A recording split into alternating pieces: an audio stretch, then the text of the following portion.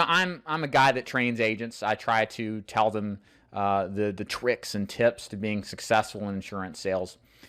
But if you really get down to it, a lot of the success in insurance really comes from you, your personality, how well you connect with your prospects. The more that I am in this business, the longer that I realize that it's important to say things a certain way and to have a presentation style. But what really sells you or sells your clients is you.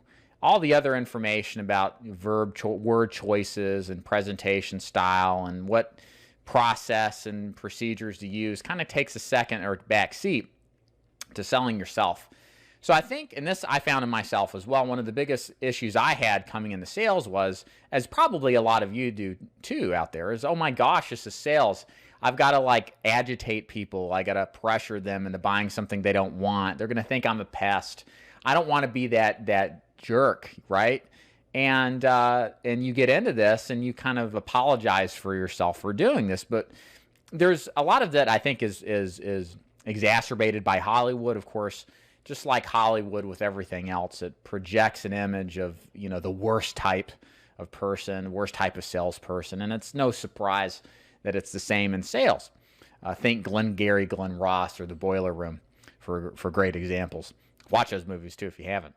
So my point is like, okay, that stuff exists. There's certainly agents like this, but the reality is, and it's less sexy, it doesn't sell as many movie tickets either, is that most salespeople who are successful are quite the opposite. They're good people. They're moral people. They actually care about their clients. They want to help them. They want to help them with whatever problems. They want to be a problem solver. And they appreciate relationships and connectivity with them. And so what I realized is sometimes the training that you get or how you perceive the training isn't necessarily what some of the top producers do. And that you can actually craft a sales presentation, and this is what really the big secret and takeaway here is to craft a sales presentation that's based around your personality type, the one that matches you, that you feel comfortable giving.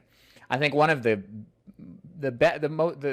biggest outcome that you'll experience in sales of any kind is eventually your sales process should be you. And if that makes sense, I don't know if it does, but there's a performance element to sales, but you also want you to be sincere and genuine.